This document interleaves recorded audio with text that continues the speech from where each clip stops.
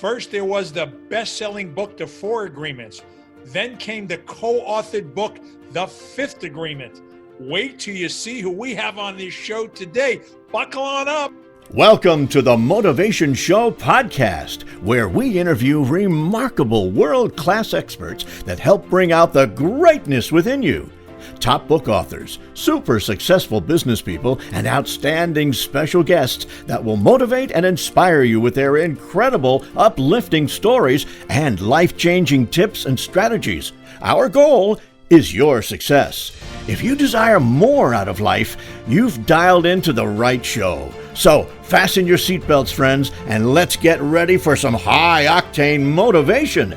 Now, your host, the mayor of motivation, Eli Marcus. Our guest on the Motivation Show is a spiritual leader with generations of his family having been teachers, guides, and friends of humanity. As a shaman, he is passing on the Toltec tradition and wisdom, which helps people transform, love, and accept themselves. His father wrote the classic book, The Four Agreements, which sold over 10 million books and was a New York Times bestseller for over a decade. Our guest himself has written 5 great books, among them, The Medicine Bag, The Wisdom of the Shamans, and he co-wrote The Fifth Agreement. The Wisdom of the Shamans has a great subtitle you're going to love: What the Ancient Masters Can Teach Us About Love and Life.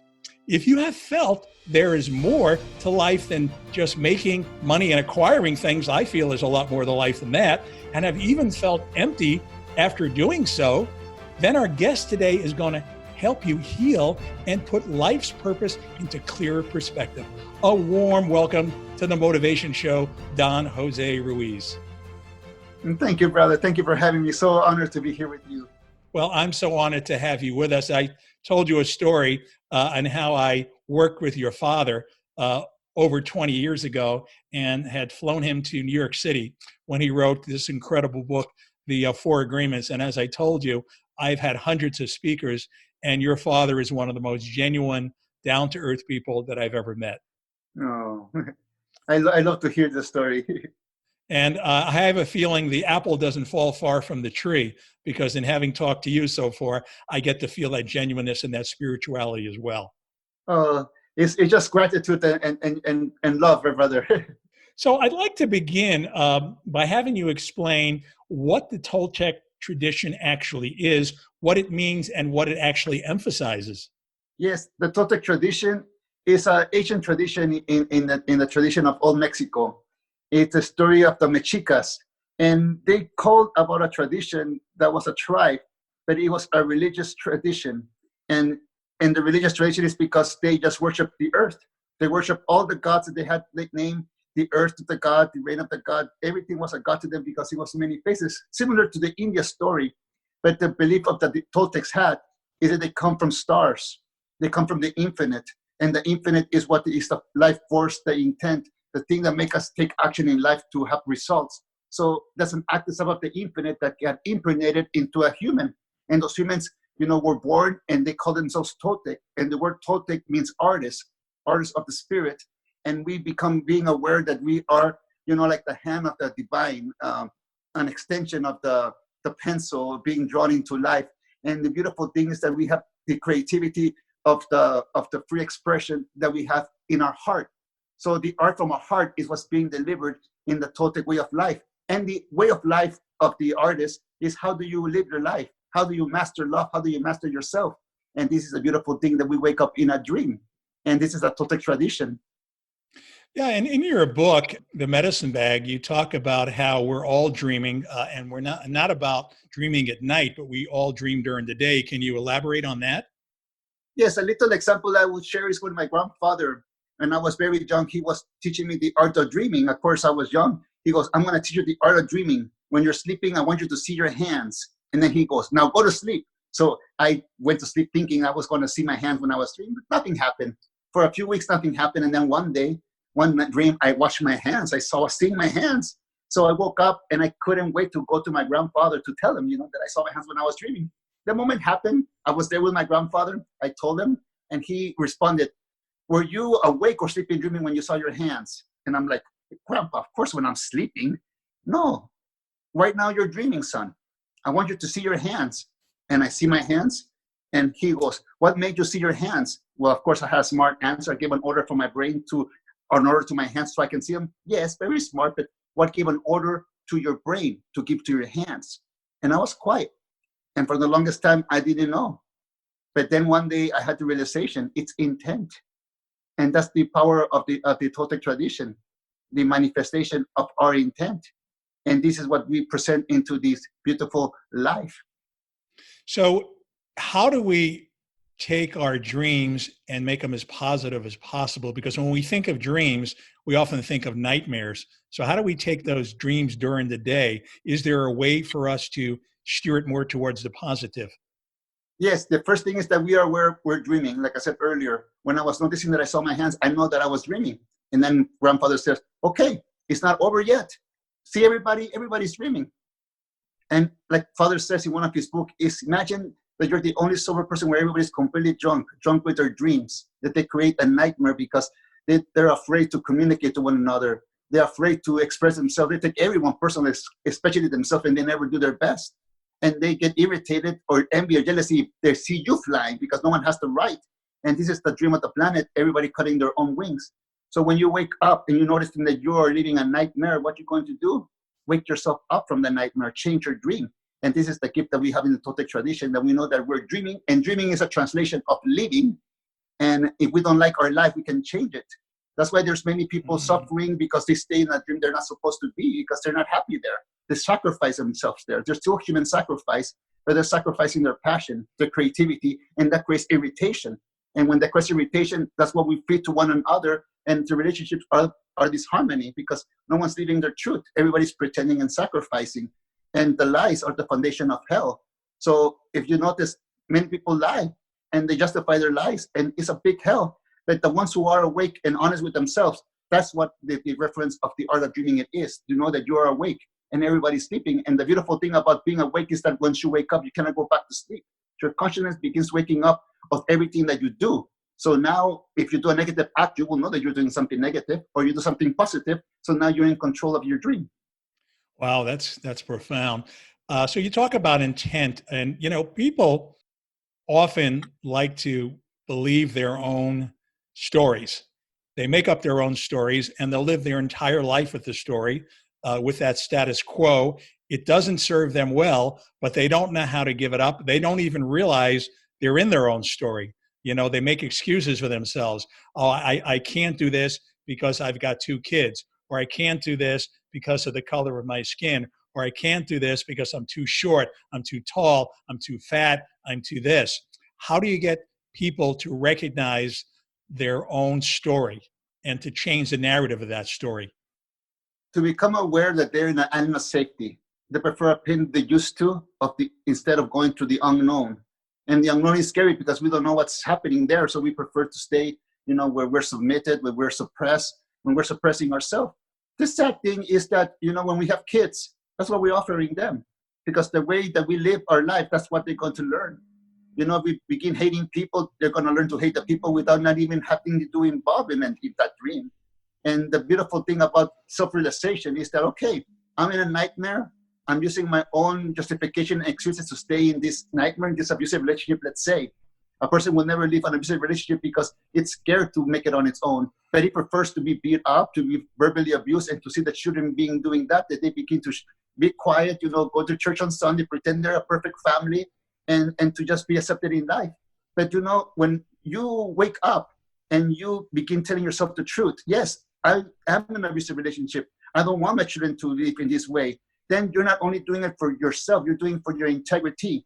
And intent and integrity go together in hand, because integrity, intent is the divine working through us, or the positivity or the goodness of humanity, however you want to name it. Kindness being action. So when we begin being kind for ourselves, it's because we have realization to see what we didn't want to see. Wow. So Don Jose, a lot of us just can't seem to make that change. We need help.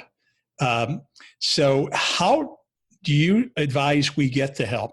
Do we get it from a shaman? Do we get it from a podcast? where do we seek that help? Do we get it from our local rabbi, our priest? Tell us how we get that transformation best. The first step is to listen to the call that's being made. Not a call by somebody else, your own call, because when we pray, who listens to our prayers? We do. Then we know that there's something wrong in our dream. There's something unhappiness that we need to take action to protect the love of our life from ourselves. Then we have to unlearn how we, treat ourselves.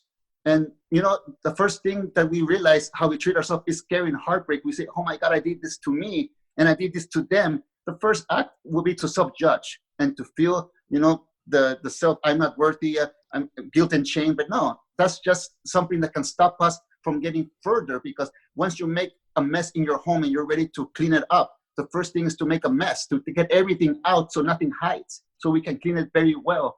So that's our thought as well. And sometimes we don't want to see, but when we hear our calls, that's when we know that it's time to listen. The priest, the rabbi, the podcast will support our change, but they will not change us. And that's something that happens when we really want change. Like when I really wanted change in my life, when I weighed 258 pounds, I was ready to have a heart attack like my father had at an early age. That if I didn't listen to my body praying, saying I need change, I wouldn't have make this cold, drastic decision in cutting off different foods that were hurting my body and get comfortable in the uncomfortableness to break a dream, to break a spell. And when I make a spell, I mean break a belief. And when I broke that belief, I don't need to eat this food. I ate it all my life. It's making me unhealthy. Now I have to unlearn how to eat it and learn to eat new food. But if I was already afraid, resistant of how the new food will taste, how can I heal? I had to really let go. But sometimes people don't want to let go. They want change without nothing changing. They want to stay with the parasite, because with the parasite and the victimization, they can manipulate people and get what they want, because that's been happening for generations. And it's a disrespect to humanity. That's why it is what it is. And this is why education has stopped. And I don't mean education in schools. I mean education of the heart to be kind for you. And when we begin doing this, now the kids say, okay, the parents were not happy. They were fighting all the time. Now they're separated and they're fighting less. That brings peace and harmony to the kids. And sometimes people don't live and they fight all the time. And that's something that is in a personal life for me, because my parents split up, because my parents said, you know what? We're not in harmony anymore. We have to walk away from each other. That if we stay, we're just going to teach you to learn not to scream at each other and scream at other people. And that's going to be your relationship. So everything that we do in life and unlearn, it's a big opportunity for the little ones. But of course, it's scary when it's time to take action. So Don Jose, I watch people and I see they got all the toys of life. They chased money, they chased the toys, they've got the big houses, they got maybe 3 big houses, they got 3 cars, but their health is a wreck. They're, like you said, in your case, you were very overweight. How did you transform your weight? What kind of foods did you start eating? Well, the first thing that I had is when my puppy died. And I just love my puppy.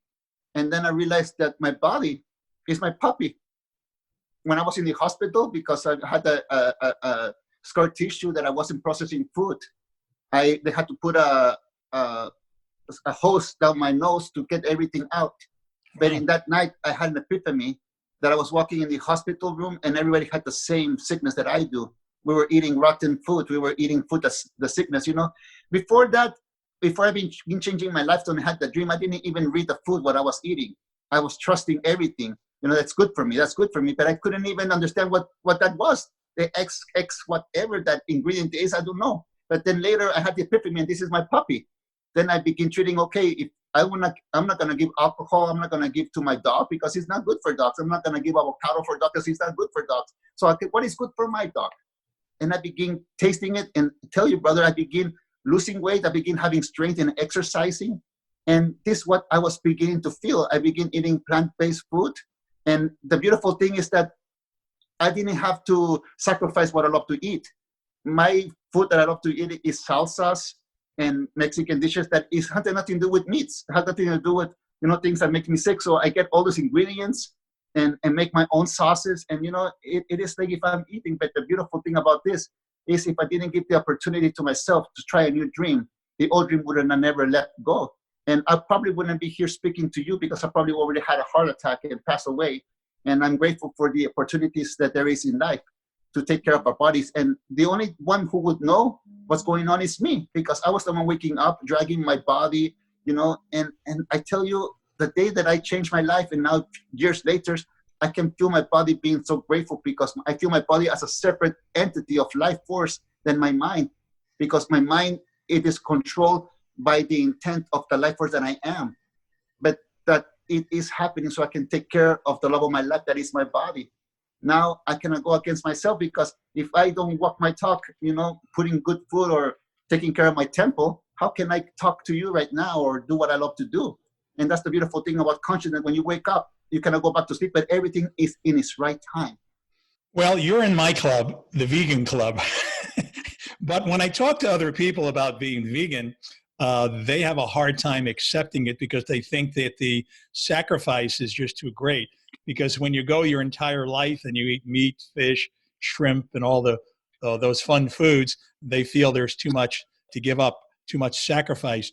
And I guess the best word is discipline.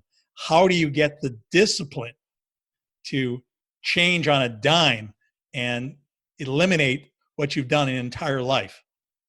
Yes, and that's all the love for your life. We do this not only with food, we do it with relationships. We do it with work. Oh, I had this girlfriend, that boyfriend, or that it was 20 years ago, and we're still talking about it. We're still not letting them go, and they already have a whole family. It's about not respecting ourselves.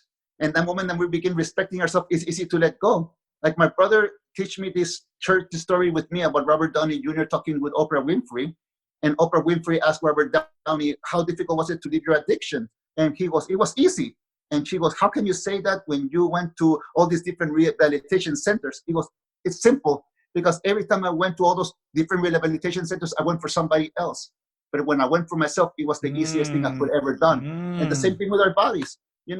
I got tired of getting from my couch to the refrigerator and being out of breath. I got tired of being the unaware, unhealthy shaman saying that I love life when I'm doing this to my body.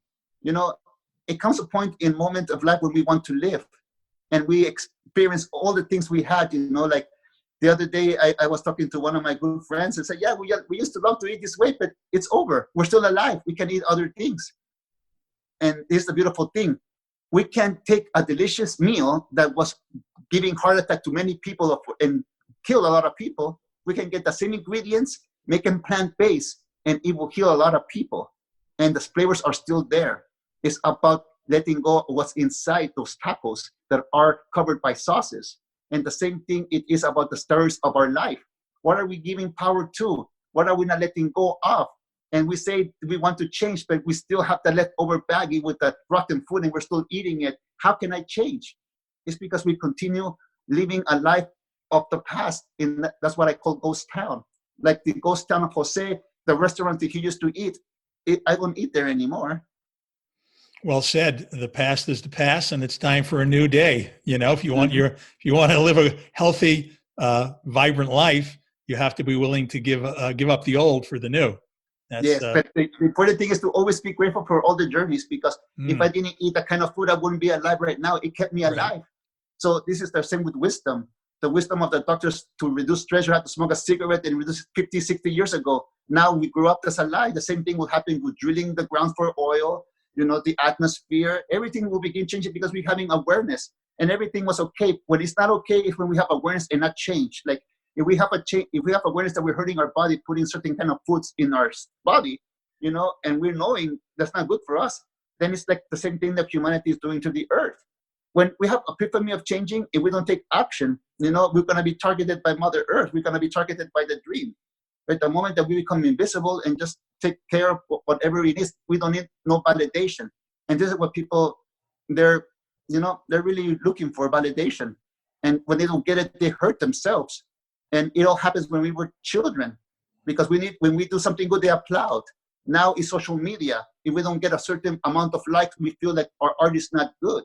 And, it's not about that. It's about creating from the heart. So when we change, we're not changing for them. We're not changing for anybody else. We're changing because we want to live, because we wake up consciously. And like I said earlier, when we wake up, we cannot go back to sleep.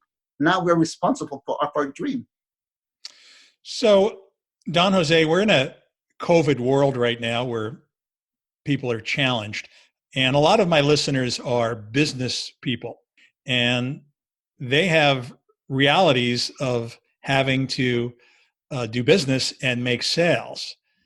And sometimes having to make sales get in the way of being balanced. And also it brings on a lot of stress.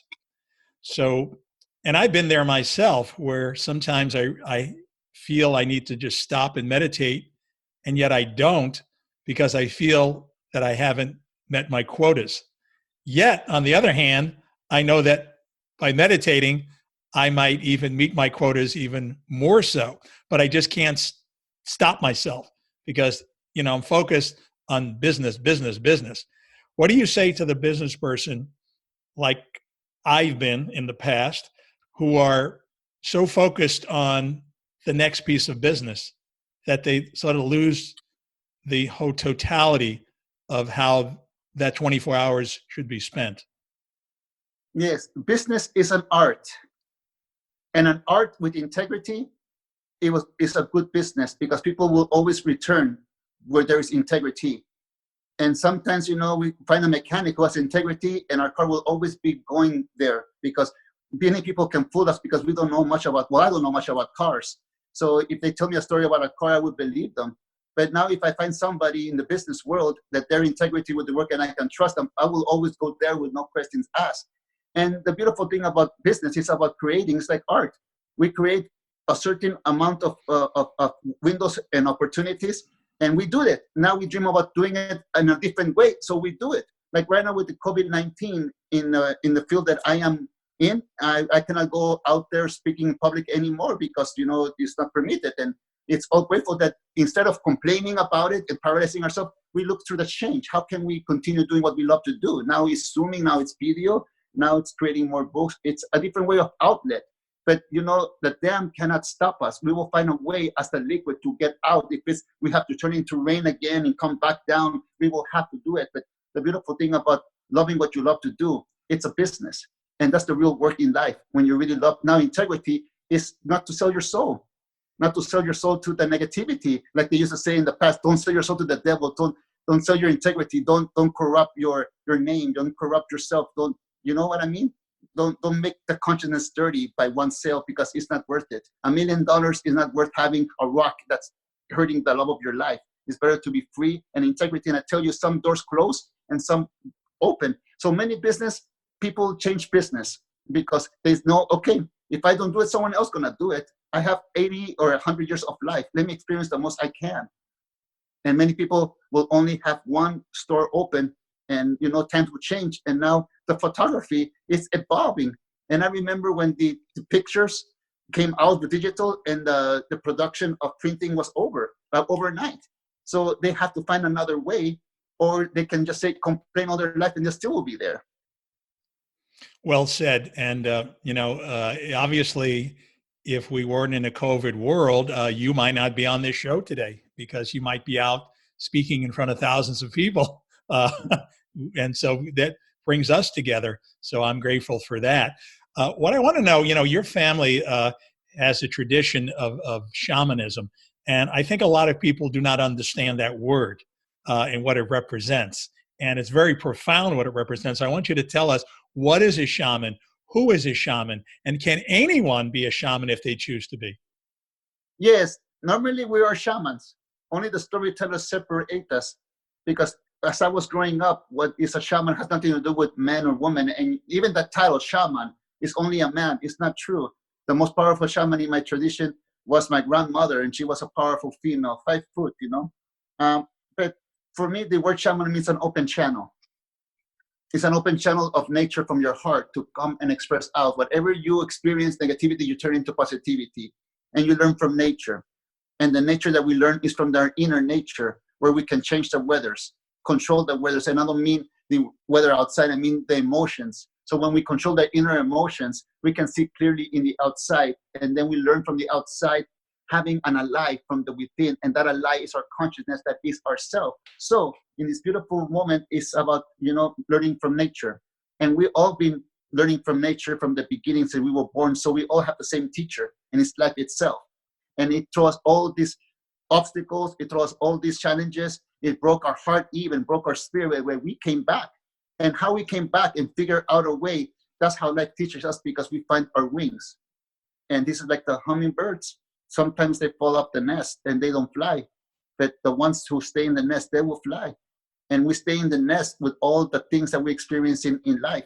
And the hummingbirds are the messengers of the gods. And we humans are like messengers. We're like hummingbirds because we collect nectar. And that's what the shaman is doing all the time, collecting the inner nectar to take it out in the outside. Now the challenge is how we're going to describe it. And that's why everyone's a shaman, how they're going to describe how they overcame themselves, how they master love. So I want to talk a little bit about faith. We're in a world where people are either very faithful or they're not very faithful, faith-based, I should say. And so how do you become a faith-based person when there's so many challenges, so many problems in the world? It's easy to say, look, I've been faith-based, and yet all these bad things still happening. You know what? And then there's that classic, why do bad things happen to good people? Can you talk a little bit about that? Well, life is dreaming itself. We cannot control life. Everything has a purpose in life. Some people commit suicide, and that brings awareness to people around those people to do not do suicide, to really value life. Everything negative brings positive things to the world. And many things, people are not faithful because they live in blind faith. They put all the faith into somebody outside of them, and when they don't walk or do what they want them to do, they feel betrayed. And now they're hoping for a change, like Father explains to me one day. Hope is the last demon of Pandora's box. It's the hope that we feel. It's like if we were enslaved. It's like we were put down and we're hoping to be free. And we lose faith in ourselves because we have that faith. Now, real faith is when you have faith in you. Like saying, okay, I'm eating certain ways and it's making me sick. I have faith in me that I can change my eating ways and have the intent that I will change my life because I have faith in myself. And that's what faith does. Faith wakes up the intent and the strong will within us so we can manifest the prayer that we've been asking for. And no one will give us the prayer answered. It's only us who will answer that prayer because we are our own guardian angel. We were that angel that they told us that we needed to pray when we were young. It was never outside of us. It was within us. So when we have faith in ourselves and we have faith that something outside of us, like, let's say, believes that we can overcome something. That's why it makes things negative outside of our life.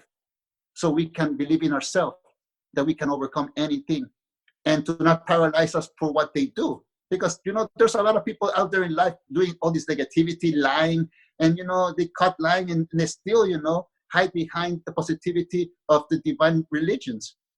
And it is because everything is corrupted.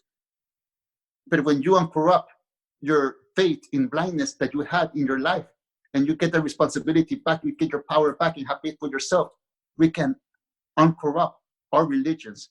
Because all of our religions are beautiful, because they describe how to deal with the addiction of suffering, what's in the human parasite mind, the one that sabotages ourselves, because that's the war of the gods. My faith is better than your faith. My religion is better than your religion. My yoga is better than your yoga.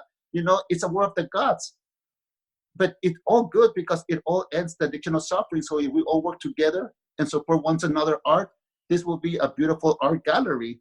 And this is the beautiful thing about people who have faith in themselves because they were programmed to have faith in something else, to create separation or think they're better than somebody else when we're all the same. Now, when we have that experience or something happens in life, we get humbled and we become creasing the ground. And then everything that we took personal, every question we had doesn't mean anything because we're grateful to be alive. We have that space to really see clearly, to have faith in us because this is when we really wake up in a world where everybody's completely drunk and we're the only sober people in it. And this is when we have faith in ourselves because we don't believe in them. We're not taking them personal anymore, but we're listening to the real love of our life, the one that we're here to protect. And that's where in religion, I take the image of the Virgin of Guadalupe and I describe this to people because the body of the mother is our human body with emotions coming in and out. But the little angel holding her is our intent, is our mind, is our strength. And this is what we're here to do in life, to protect the Divine Mother. And even though we're male or female, doesn't matter because we carry the body of life. we're the little angel protecting this. So if we take care of ourselves, we can give to other people, because we cannot give what we don't have. But when we give faith to us and something inside wakes up, and that's intent, the intent that, we can work in ourselves and drop 100 pounds and get our body back healthy. That's intent, that's magic. And many people do not believe that's magic because of the stories we believe. Now imagine all the spells that we have in ourselves. We cannot change. I cannot change my life. I'm not meant for love. I cannot eat that way. Well, you can. You just have to break the spell and believe in you. Have faith once again. Well, I love what you say about intent and having our own guardian angel and not necessarily giving all our power away, because we're always giving our power away to other people. And yet we have this power within ourselves that we need to uncover. So thank you for that metaphor and explaining it.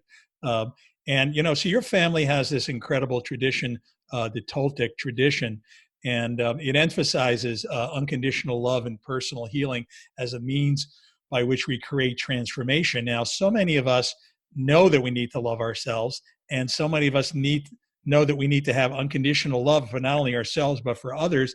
Yet, no matter how many times we hear it, we just can't seem to get out of our own way. We just can't seem to get there. We hold on to grudges. We don't forgive. Talk to us a little bit about how we can finally get to that promised land of unconditional love. The first, to take off the mask of pretending to yourself or to other people, and to realize what the message that you give in life is. Like I said about the hummingbird, we're messengers. The question it is, what message we're giving to ourselves and to the people we say we love with all our heart. If we like our message, let's continue. But if we don't like it, that give us the awareness to wake up in a nightmare, so we can change that dream, so we can change that delivery, so we can change that script from the character that we think we are. And for the longest time, I used to think that I was the character of being a junkie. Nobody loves me. The person that nobody will ever have a relationship with. Is because I was believing that character so much that became a reality. You believe that? You believe that yourself at one point? Really? I believe that so much, that, wow. that I was holding on to. Even though when I went through hard times, that I even did a suicide attempt because that was so difficult. Then when I was speaking to my father, I noticed him when he was asking me questions that when he asked me, what did I do? I was defending all those beliefs that I believed in. Even though I did that to my body, I was still defending those beliefs.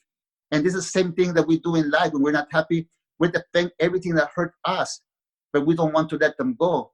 It's like if somebody we're living with is abusing us physically and verbally, but we're so afraid of that person that we are afraid to let go because they think that they can get us in any way. But guess what? That bully is ourselves. The moment that we're honest that we're bullying ourselves and how we're bullying it, it's time to change, because that's not loving ourselves. That's punishing ourselves. And with this awareness, it's about waking up.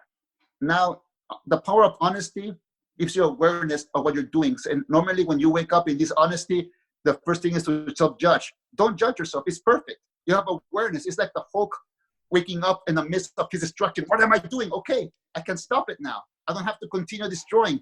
I can stop him. And that's what I'm coming from. We begin to unlearn our habits, the way we think we are. When I first had a spiritual experience when I was a kid, I remember having an out-of-body experience. I remember having a sleep paralysis. I didn't know back then what it was, but now I know. I couldn't move, and then I float, and I looked my body sleeping, and they call that, an out-of-body experience. And I have to confess, that was just a dream. It didn't help me at all in my life. The real out-of-body experience was to see myself dreaming, thinking, my habits, my excuses, and my justifications, because I was knowing how I wasn't changing my life. Now, when I begin noticing my own program, I can change it. So when you begin listening to your own program, see your own habits, and you begin being aware of what you like and what you don't like, you can change it. And people will say, you can never change. Let them say whatever they want. You can never change as a secondary character in their head. That's not the real you. So why should we sacrifice ourselves for something that is not real in people's head? People are going to judge anyways. They're going to judge before we're born. They judge when we're alive. And they're going to judge after we're dead. So why give that power to an illusion that touches every artist? We wake up knowing that, everybody is drunk with their own consciousness. Now we're getting sober. And what the thing to get sober? One day at a time. One day of unlearning, you get the temptation to punish yourself for something you just did. Like how many times do we bump into somebody and or somebody bump into us and we're the ones saying, I'm sorry. Yeah, good point. That's the program, subliminal, but we cannot change that when we know how we're dreaming. You also mentioned in your book that the human mind is addicted to suffering. That's a very profound statement. And the journey out of that suffering is one of awakening. And I tend to concur with you for sure, because it seems like people all around always seem to go more to, the woe with me, and, all the worlds, kind of collapse. And every time they hear the news, it's Armageddon. Uh, so tell us about how the human mind is addicted to suffering, and how do we get out of that? Well, it's simple. We were programmed that way from kids. I can't talk for anybody else, but I can speak to myself. When I was growing up, I wanted to hang with my older cousins and older friends in the neighborhood. And of course, they were drinking and hanging in the corner. Of course, my parents didn't let me hang with them, but I was wanting to grow up so big. And I remember going to a gathering, a shamanic gathering, a gathering of awareness, and people were speaking with a feathered stick. And the only one who could speak was the one holding it. And they were sharing stories of victimization. They were competing who had the most suffering in the room. For my little mind, what it meant, in order to be a grown-up, you have to have victimization, you have to have drama, you have to have suffering to be a grown-up. So there I go look for a girlfriend so I can break my own heart, and then use that broken heart to go hurt myself, and then I forgot what I was doing in the first place. But the addiction of suffering became so real because that's what is being sold in the movies, in the soap operas, in the music. The number one music that's sold in history is the heartbreak music. True. Because that's the program we have. Oh, I cannot live. I will die without you. And then you get into substance. Then you get into drinking that's a depressant. And, then we try to break away. Then it's relationship or food. We cannot escape the machine. It's going to get us one way or another. But the beautiful thing is that it gets us. But one point in life, we wake up from it. And then when we begin waking up from it, we begin seeing that everything we did in life was supposed to happen because it happened. It gave us awareness to change, but the addiction of suffering is what the world lives. It's the 5,000 years of human gathering. We just, even in the news, even I see social media, people cannot wait to read the news, what's going on, so they can fight. That's for sure. And well, Democrats and Republicans, right? Yes, I remember watching the wrestling because I love watching professional wrestling. And the thing about professional wrestling is they don't want you to think, they want you to react and choose sides. And they can change the story whenever they want. And that's the thing. In life, the addiction of suffering want us to react, want us to feel like we're number one, we're the best in everything. We don't care about oneness, really. We don't care about equilibrium because we don't care even to hurt animals. The condition of the human addiction is so big that they even numb themselves from hurting a cow, from hurting piggies, from hurting. They justify that is another way, and they turn it off. And the same thing happens how we're cruel to one another. And the cruelty to one another, it shows how we treat animals. And this is the beautiful dream that they say it's heaven. No, it's not heaven. It's a pretending heaven. It's like a pretending church. The moment that we get there with integrity and walk a real path, and everybody begins, finding their true feelings and everything they grow up. Like I can totally go into the Catholic, into Hinduism, into my Toltec tradition, and find all the beautiful gems because I know that they're talking about the same thing. But the same thing, I can totally know that there was human sacrifice, and they were barbaric, and there was the Inquisition, and there were all these, fanatism.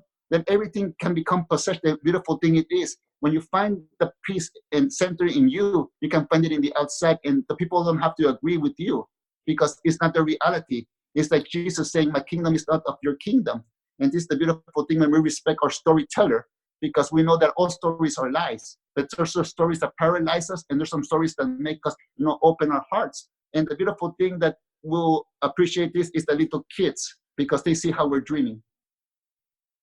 So you talk about how only when we change ourselves do we actually change the world. So we got to begin with ourselves. Can you tell us about how the world changes by changing ourselves first? Yes, let's say if I don't change myself and I want my relationship to work, and I just did something horrible and I scream at my wife, I scream at my partner, and then the next day I'll say, I will never do it again. She or he forgives me, then the next day I will do it again. and that's the cycle. But when I'm truly want that forgiveness, I stop doing that. Well, this has been incredible wisdom that I'm going to start to apply for myself. The whole message you've given us today about unconditional love, about having our own guardian angels, and how we can change for the better. We don't have to stay in the paths of yesterday that did not lead us into the right, direction. These are all incredible messages. And so I want to have you share with us and our audience how people can continue to learn from you. Where do they find your books? How do they learn more about your work? Well, first thing I want to say real quickly, life is a vacation. If you get to your destination and you go for baggage claim to get your suitcase and your suitcase got lost, just remember, you are on vacation. The suitcase is not on vacation. You can get other suitcases to enjoy your life. Do not make your life unsufferable because you lost your suitcase. You will get another one. It serves its purpose. And this is what I talk about. We're on vacation here in life. So you can find what we family do in the miguelruiz.com.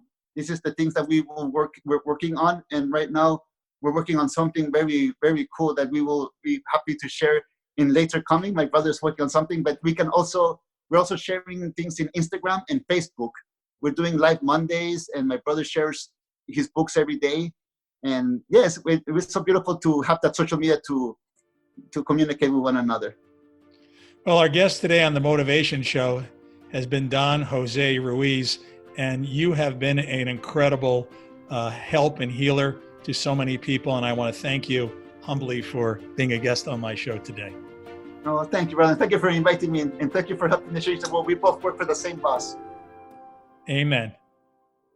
Thanks so much for tuning in.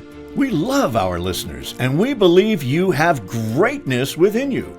If you like The Motivation Show, we appreciate you subscribing, rating, and reviewing us. Check out EliMarcusSuccess.com to hear more inspiring shows and to read our motivational blog.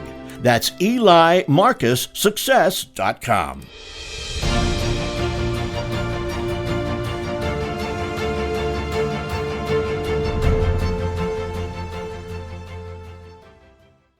This podcast is a part of the C-Suite Radio Network.